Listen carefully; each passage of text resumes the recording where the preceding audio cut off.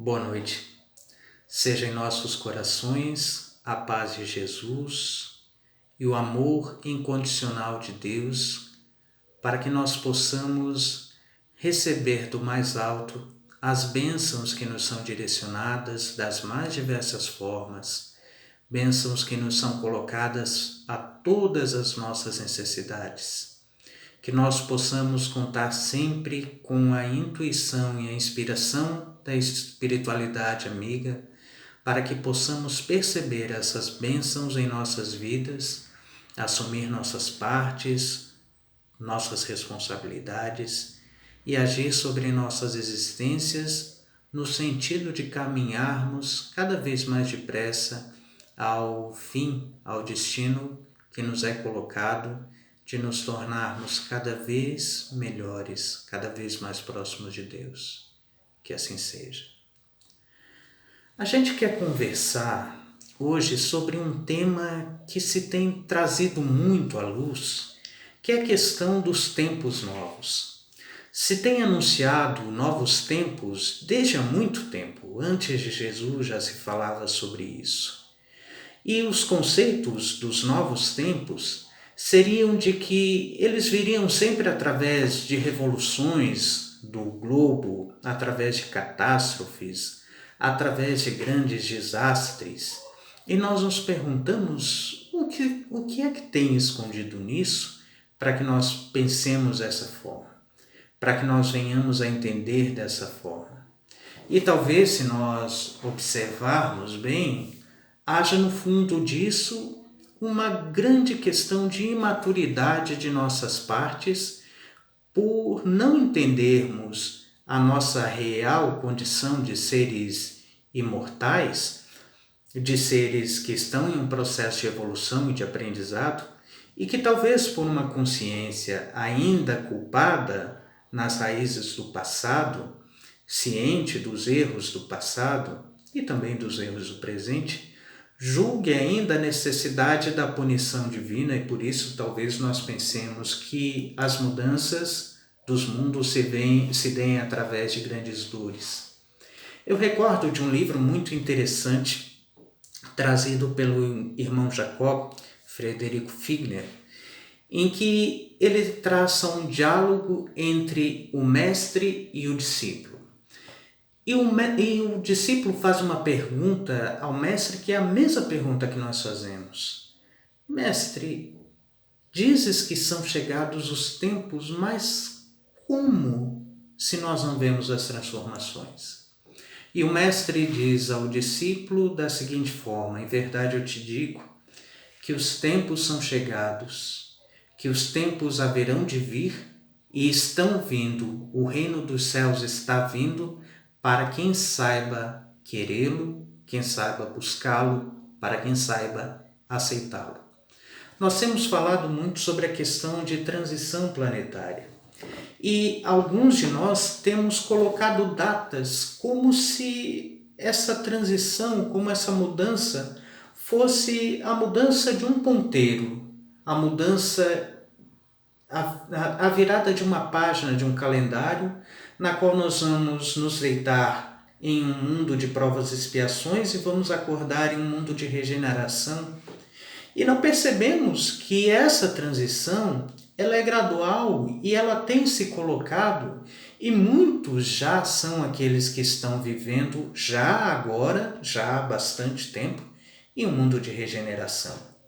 E nos perguntamos quais são os sinais que caracterizam essa mudança de reino, essa mudança de tempos, essa mudança que nós ansiamos e que nós buscamos. E Kardec vai tratar sobre esse tema, lá no livro lá no livro A Gênese. Troquei o livro aqui, só um pouquinho. Quando Kardec vai tratar sobre a questão dos mundos, da transformação, são chegados os tempos. E ele vai colocar o seguinte, que os tempos são chegados, mas não por fatores exteriores, mas sim porque nos tempos, em todos os tempos, existe um fator que é o fator da lei de progresso.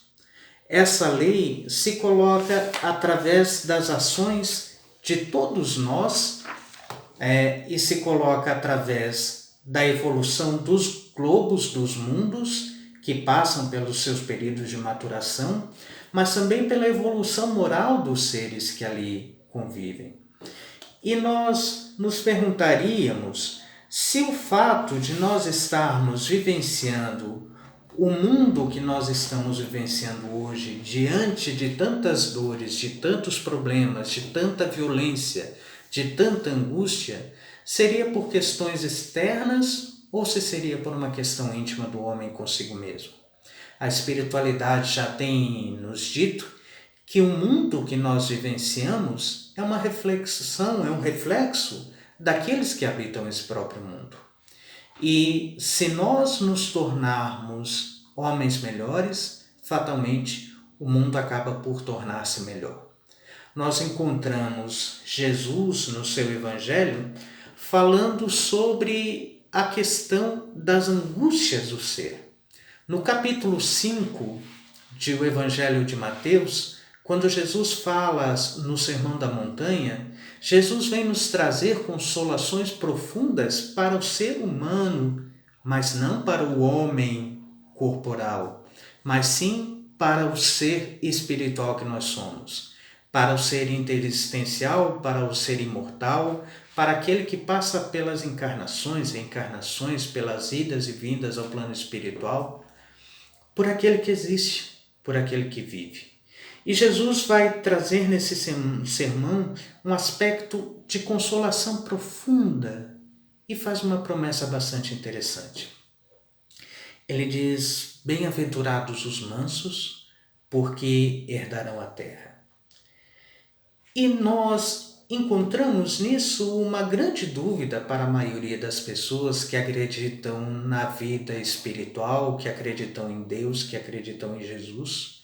Porque nós acreditamos até então que Jesus vinha para lançar as bases do reino dos céus, esperando que o reino dos céus fosse uma localização acima das nuvens, uma localização no pós-morte, um estado em que nós vivenciamos após a desencarnação, que isso seria o reino dos céus. Mas Jesus vai nos dar uma outra conotação. Ele vai nos dizer: o reino dos céus está aqui e agora nesse instante, dentro de cada um de vós. E vai dizer também que o reino dos céus não vem com aparências exteriores. E nós que nos colocamos à luz da razão da doutrina espírita, precisamos começar a nos perguntar se nós não estamos esperando essa transformação de uma forma sobrenatural, através de datas que nos virem calendários e automaticamente nós estejamos inseridos em um novo reino. O que vem a ser esse reino de regeneração? A impressão que nós temos quando falamos em mundos de regeneração é de que seja um mundo de seres perfeitos, de anjos, e um mundo de regeneração não é isso. O próprio nome diz. É um mundo que coloca a oportunidade para aqueles espíritos que queiram regenerar-se, que queiram transformar-se, que queiram buscar a mudança de si mesmos, que queiram buscar um patamar diferente nas suas existências espirituais, nos seus atos comportamentais, na sua forma de pensar, de viver, de sentir. Isto é o reino de regeneração, este é um mundo de regeneração. E essa vontade, ela coloca-se dentro de nós mesmos, que ela não precisa de datas. Kardec vai nos colocar que a cada tempo o progresso sofre mutações, entra em novos estágios, como as estações do ano, em que de repente adentramos em uma estação propícia à colheita e mais tarde é uma estação propícia ao plantio e novamente à colheita e ao plantio, e vai nos colocar dessa forma que a vida espiritual também é feita de estações. Mas nós deveremos nos perguntar em que estação nós estamos vivendo. Existe uma passagem em que Jesus conversa com os discípulos.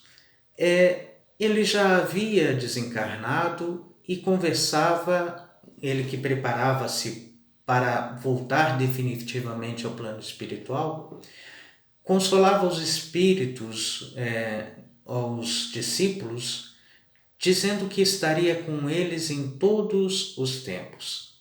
E ele diz o seguinte: eu me vou para vos preparar um lugar, para que onde eu esteja, vós também estejais.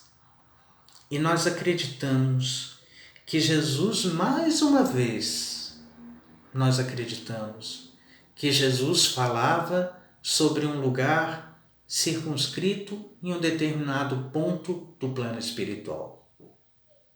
Não entendemos que, apesar daquilo que a doutrina espírita coloca, naquilo que afirmava Jesus, que há muitas moradas na casa do meu Pai, e a doutrina espírita nos ensina que todos os globos do universo são habitados, que cada globo traz em si a oportunidade de vida necessária a determinado grupo de espíritos, para que esses espíritos vivenciem nos mundos mais primitivos as suas necessidades mais imediatas, iniciais de evolução, nos mundos mais aperfeiçoados para aqueles espíritos que estejam mais enobrecidos também. E isso nos coloca a doutrina espírita falando sobre a pluralidade dos mundos habitados. Mas Jesus dá uma outra conotação. Na casa de meu Pai há muitas moradas.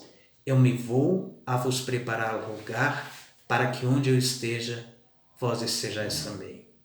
E Jesus não falava de um lugar circunscrito. Jesus não falava sobre um palácio onde ele estivesse sentado em um trono e alguns sentados à sua direita, alguns sentados à sua esquerda. Mas Jesus nos coloca para que onde ele esteja, no patamar de evolução em que ele se encontra, no patamar de maturidade em que ele já se encontra, no patamar de percepção de Deus, das vontades de Deus, de comunhão com Deus, nós também possamos estar. E Jesus cumpre a sua promessa. Vai, mas não nos abandona. Envia em todos os momentos, em todos os tempos, emissários que nos vão trazer as notícias da vida como ela é. Da vida na sua realidade essencial. Não a realidade que nós presenciamos apenas como sendo material, mas a realidade daquilo que nós somos. E esses emissários nos vêm trazer as notícias que nos devem impulsionar as transformações íntimas de nós mesmos, que nos devem fazer buscar a melhoria e a evolução de nós mesmos.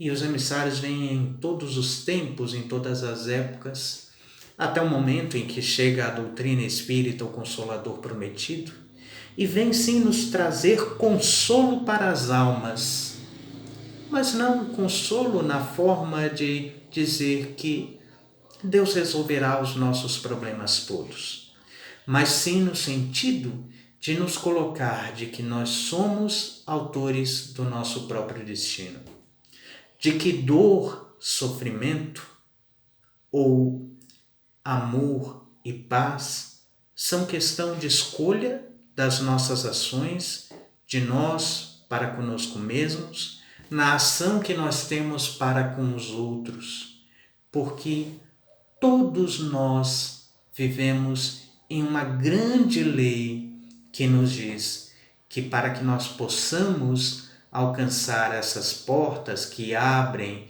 o reino dos céus que está dentro de nós mesmos, o caminho é sempre a nossa relação com quem está conosco. E dessa forma, nós vamos entender da necessidade de nós transformarmos o mundo para que o mundo possa ser transformado. Quando Jesus diz, bem-aventurados os brandos, porque herdarão a terra, Jesus faz a promessa de que a terra, evoluindo pela evolução moral daqueles que a habitam, dos espíritos que nela vivenciam as suas necessidades de aprendizado material, em evoluindo, haverá de abrigar espíritos que hajam igualmente evoluído.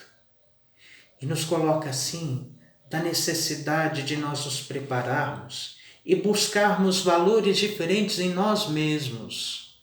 Por isso, o reino dos céus não vem com aparências exteriores. Por isso não se coloca através de datas, não se coloca através de catástrofes, não se coloca através de pandemias. Sim, a espiritualidade tem seus instrumentos por ser emissária e missionária de Deus na obra da evolução. Deus utiliza-se dos recursos necessários para que a humanidade possa, de vez em quando, acelerar os passos na sua evolução.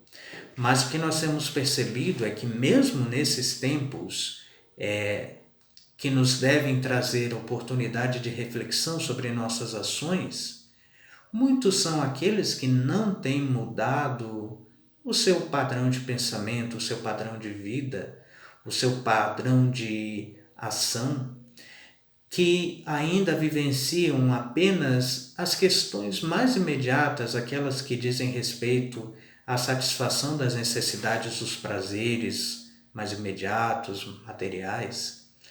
E isso nos mostra que não são as questões exteriores que fazem a transformação do homem, mas que é o homem que faz a transformação do mundo em que habita.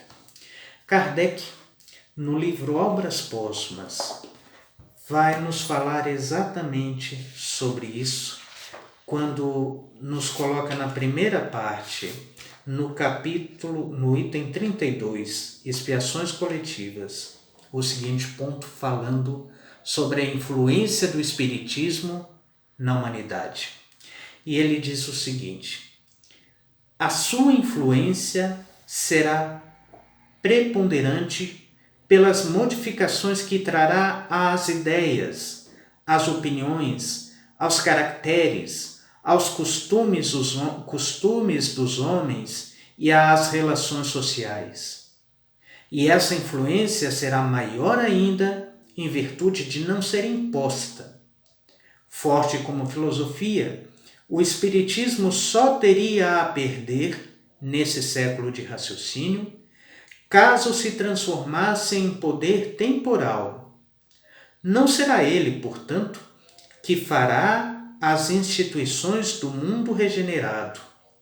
Os homens é que as farão sob o império das ideias de justiça, de caridade, de fraternidade, de solidariedade, mais bem compreendidas graças ao Espiritismo.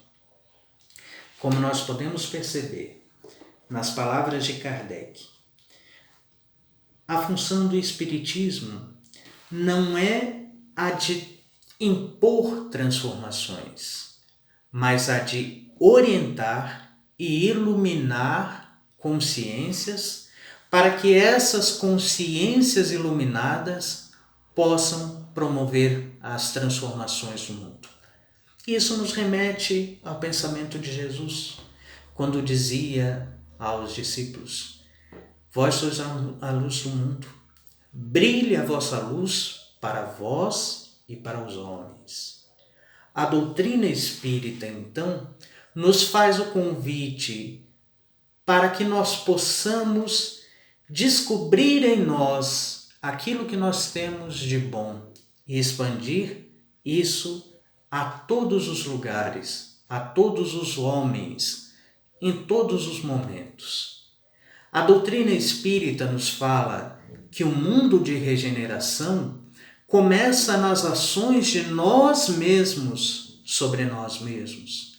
Não na intenção de transformar a quem quer que seja, mas na transformação íntima de nós para conosco mesmos, para que aos poucos o mundo vá também se transformando. Naquilo que dizia Paulo em uma de suas epístolas, não sabeis que um pouco de fermento leveda a massa toda? Nós devemos assim, então, buscar o entendimento do que vem a ser a doutrina espírita. A doutrina espírita, enquanto ciência, vai nos mostrar da relação dos homens com o mundo invisível e as consequências que decorrem dessas relações. Essas consequências, no sentido de filosofia, vão nos levar a pensar sobre o porquê da vida, sobre o porquê nós existimos, sobre por que nós estamos aqui, qual a finalidade da nossa existência, porque a nossa existência há de ter uma finalidade. E levará fatalmente essa reflexão, esse conjunto de reflexões, à transformação moral, às consequências morais, aquilo que nós chamamos de religião. E Kardec vai ter a oportunidade de nos afirmar que tem-se dito que a religião é um conjunto de práticas, de dogmas, de cultos e de ritos exteriores, e a doutrina espírita não é isso. A religião do espiritismo é aquela que faz o homem buscar ser melhor do que ontem, hoje, amanhã melhor do que hoje. Aquela que faz com que o homem busque ser menos orgulhoso, menos egoísta, menos vaidoso, que seja mais caridoso, que haja com maior compaixão, com maior fraternidade, com maior caridade. Nós temos nos perguntado, por que o mundo é da forma com que é? Por que nós vivemos em um mundo tão difícil? E temos sempre esperado que de um dia para o outro, da noite para o dia, nós liguemos as nossas televisões, abramos os nossos jornais ou os meios de comunicação, as redes sociais, e encontremos a notícia de que esse ou aquele espírito revela-se agora reencarnado em uma missão, porque nós esperamos sempre que a transformação venha de fora, seja uma transformação exterior, quando a doutrina espírita nos aconselha a transformação íntima de nós mesmos. Nós nos perguntamos, por que tanta violência? E no Livro dos Espíritos, na questão 932, quando trata na parte 4ª do capítulo 1º das penas e gozos terrestres sobre o porquê dos sofrimentos terrestres, Kardec indaga por que no mundo, tão a miúde, a influência dos maus sobrepuja a dos bons. E a resposta da espiritualidade é por fraqueza destes, por fraqueza dos bons. Os maus são intrigantes e audaciosos, os bons são tímidos. Quando estes o quiserem, preponderarão. E isso nos convida, mais uma vez, a uma reflexão. A que caminhos a doutrina espírita me tem conduzido? A doutrina espírita nos tem falado sobre a comunicação com os chamados mortos através da mediunidade. Nos tem falado da pré-existência da alma, da sobrevivência da alma após a morte, da pluralidade dos mundos habitados. A doutrina espírita nos tem falado da moral do Cristo. Os pontos básicos da doutrina espírita, todos são facilmente entendidos e ninguém precisa ter uma inteligência fora do normal para que possa compreendê-los.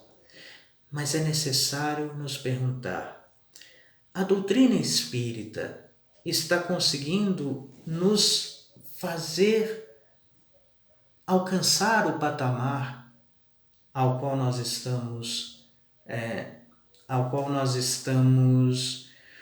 destinados.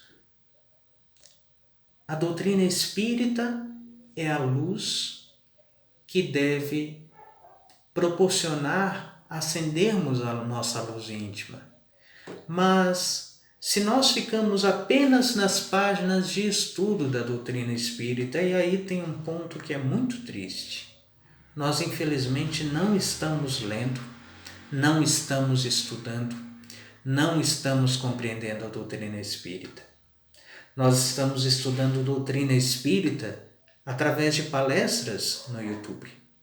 Nós estamos estudando doutrina espírita através de pequenos tweets nas redes sociais, através de pequenos compartilhamentos em outras redes sociais. Nós estamos estudando doutrina espírita de ouvir falar.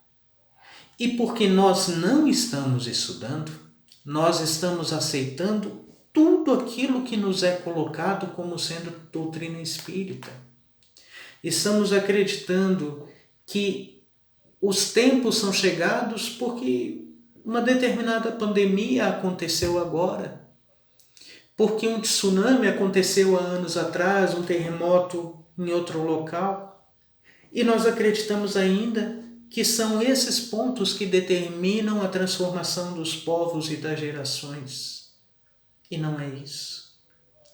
Jesus, falando com os seus discípulos sobre os sinais dos tempos, os sinais da renovação, fala para esses amigos no livro Jesus no Lar. E quando o reino divino estiver às portas dos homens, a alma do mundo estará renovada.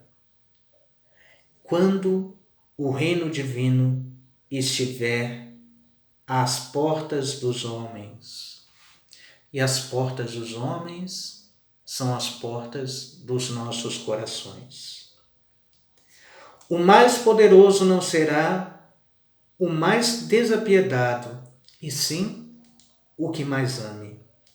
O vencedor não será aquele que guerrear o inimigo exterior até a morte em rios de sangue, mas o que combater a iniquidade e a ignorância, dentro de si mesmo, até a extinção do mal nos círculos da própria natureza.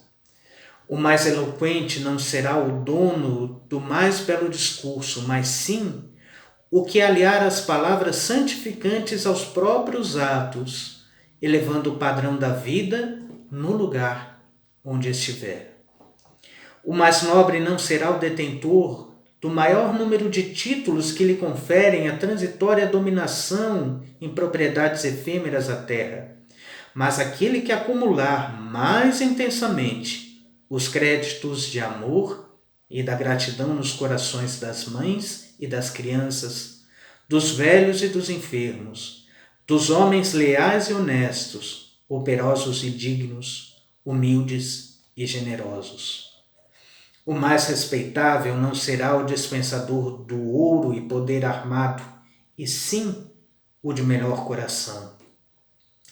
O mais santo não será o que se isola em altares do supremo orgulho espiritual, evitando o contato dos que padecem por temer a degradação e imundície, mas sim aquele que descer da própria grandeza, estendendo mãos fraternas aos miseráveis e sofredores, elevando-lhes a alma dilacerada aos planos da alegria e do alto entendimento. O mais puro não será o que foge ao intercâmbio com os maus e criminosos confessos, mas aquele que se mergulha no lodo para salvar os irmãos decaídos sem contaminar-se. O mais sábio não será o possuidor de mais livros e teorias, mas justamente aquele que, embora saiba pouco, procura acender uma luz nas sombras que ainda envolvem o irmão mais próximo. Nos conta Neio Lúcio que nesse instante Jesus fez uma pausa, olhou para as estrelas e continuou. Nessa sublime época, os homens não se ausentarão do lar em combate aos próprios irmãos, por exigências de conquista ou pelo ódio de raça, em tempestades de lágrimas e sangue, porquanto estarão guerreando as trevas da ignorância, as chamas da enfermidade, as angústias da fome e as torturas morais de todos os matizes. Quando o arado substituir o carro suntuoso dos triunfadores nas exibições públicas de grandeza coletiva, quando o livro edificante absorver o lugar da espada no espírito do povo, quando a bondade e a sabedoria presidirem às competições da criatura, para que os bons sejam venerados, quando o sacrifício pessoal em proveito de todos constituir a honra legítima da individualidade, a fim de que a paz e o amor não se percam dentro da vida, então uma nova humanidade estará no berço, no nascimento luminoso do novo reino. Seria interessante nós analisarmos o que diz Jesus nessa obra, Jesus no Lar, psicografia de Chico Xavier, por Neio Lúcio, nos chamando às responsabilidades das nossas ações para com relação à transformação do mundo. Importante nós pensarmos naquilo que dizia Jesus. Onde estiver o vosso tesouro, ali estará também o vosso coração. Onde nós temos colocado os nossos tesouros? Onde nós temos colocado os nossos valores? O que nós temos buscado como alimento para a alma? E o que nós temos dado da nossa alma como alimento para o mundo? A doutrina espírita nos propõe a transformação de nós mesmos, para que o mundo possa ser verdadeiramente transformado. O reino dos céus não vem com aparências exteriores, ele está aqui e agora dentro de cada um de nós e precisa ser exteriorizado para que seja também em todos os lugares do mundo. Que Jesus, na sua imensa paz, possa nos mostrar os caminhos para o nosso próprio coração, nos falando a alma, para que nós tenhamos o entendimento do valor da vida e do nosso valor diante da vida.